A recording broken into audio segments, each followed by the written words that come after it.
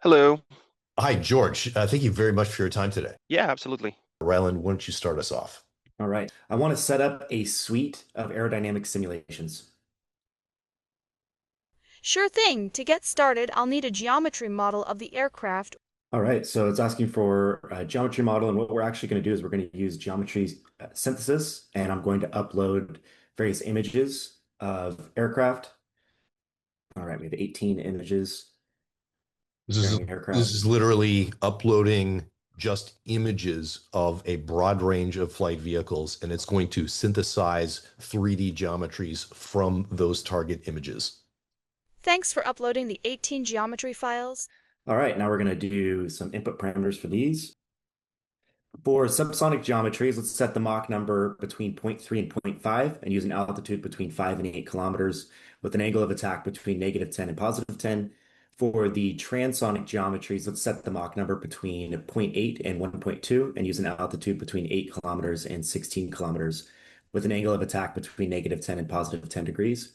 For the supersonic geometries, let's set the Mach number between 1.2 and 3 and use an altitude between 10 kilometers and 25 kilometers with an angle of attack between -10 and +10 degrees.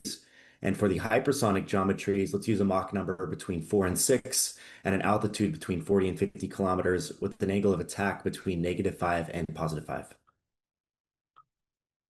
All right, while it's processing that, so we'll see every one of the geometries we have over here on this parameters panel with the separate flight conditions, so Mach number, altitude, angle of attack, grid size, the amount of simulations. And then over here on the left-hand side, we have our workspace. At the top here, these are all of the agents we currently have invoked in Guru. And then below are the conversational messages between the various agents, so you can see what's going on behind the scenes, what was interpreted from your request, and what's happening and being sent back to you. Your flight condition ranges have been saved for all 18 geometries. All right, so now we're going to go ahead and set the grid size. Let's set the grid size to 1 million cells for all the geometries.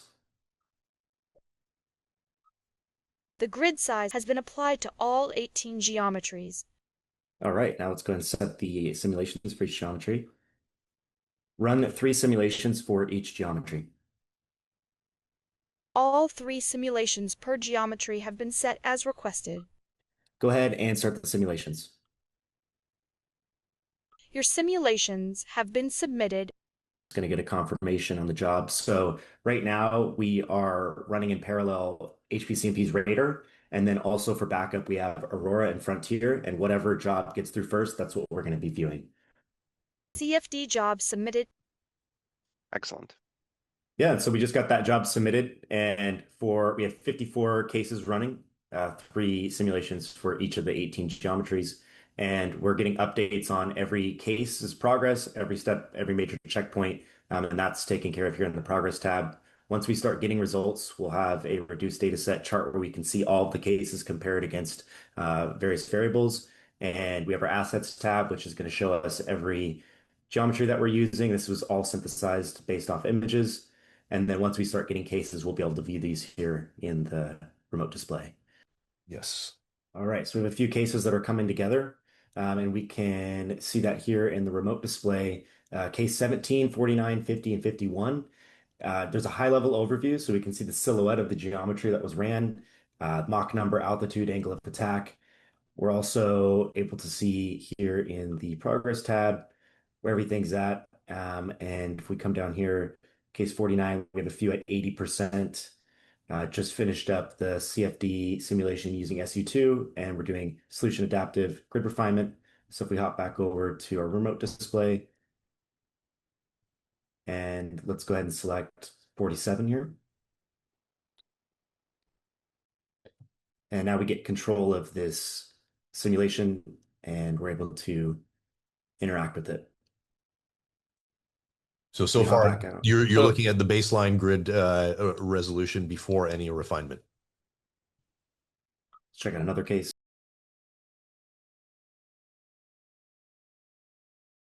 okay. Very cool.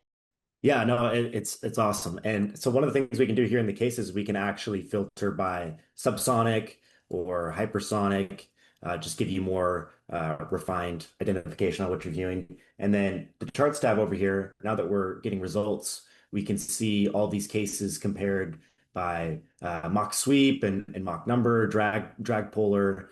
We get all of these charts where we can actually see the exact case. And if at any point there's a point that's interesting to you, you can click and that'll take you over to that specific case in the remote display. And now you can view that. And just to clarify, those cases could also be running on different systems, right? Because Yes, each case, okay.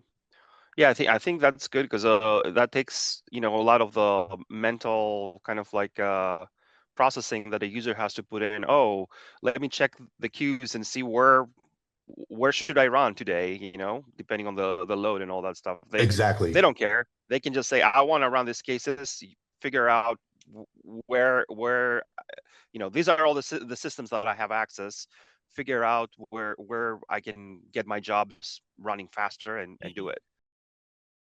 Having been one of the engineers that was manually setting these things up years ago and then eventually scripting it, but then constantly juggling all the results and trying to figure out which is which and how to, get the results that I want and manage all the different jobs.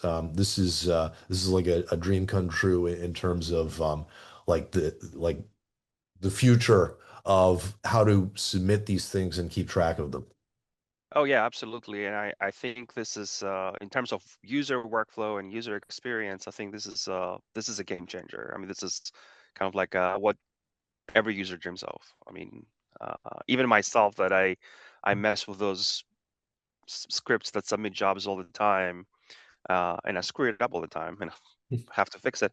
So, I mean, having something like this would be fantastic. So, Awesome. so All right. So we have, I think, one stage of grid adaptation happening there so far. Excellent. They're all getting pretty close. Everyone's sitting about 80%. Nice. Iteration 2, solution adaptive grid refinement. That makes So sense. here, yeah. That's excellent. Looks like we got one completed. Case 47 Awesome. here. And we should see 47 switch over to green. Yep, so we got it completed here.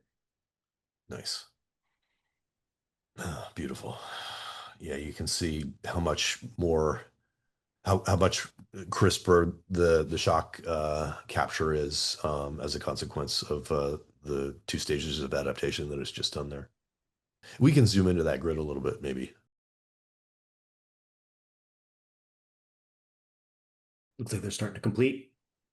A couple more.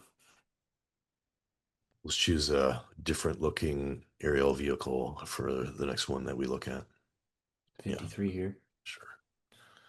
Awesome. Yeah, so you can see we're running a very broad range of different types of aerial vehicles here, and it's worth saying we've run subsonic low altitude, moderate altitude, transonic, and supersonic, and high altitude hypersonic cases in this set.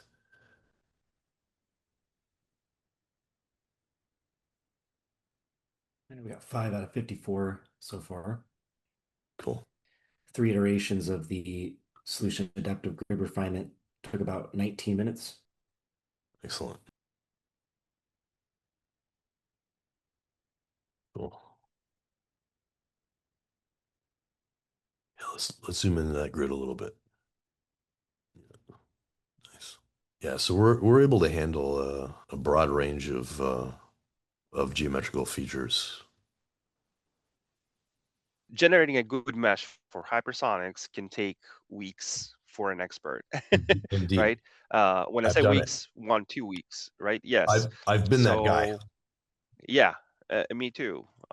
So I still have nightmares about it. So I anything that we can do to kind of like go from a CAD to a mesh that is good for CFD and for numerics, I think would be another thing that Awesome. it's going to change the game. Did we look at a business jet yet? Let's take a For look. airliner or business jet? Yeah, we're about another 10 completions.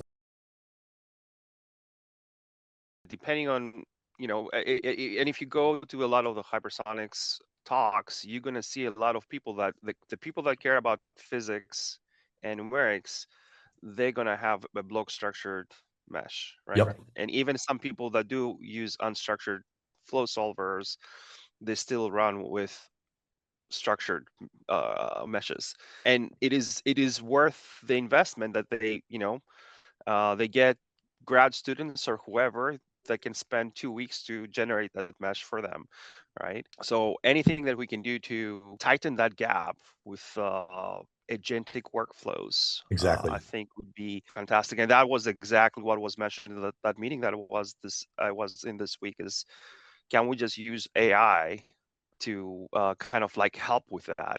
This is going to be an example where all those grad students that have spent all those weeks doing that manually, painstakingly, no one's going to complain that we stole their job with AI. They're all going to be cheering that they can spend more of their job time doing aerothermodynamics and computational physics rather than Exactly. manual grid manipulation.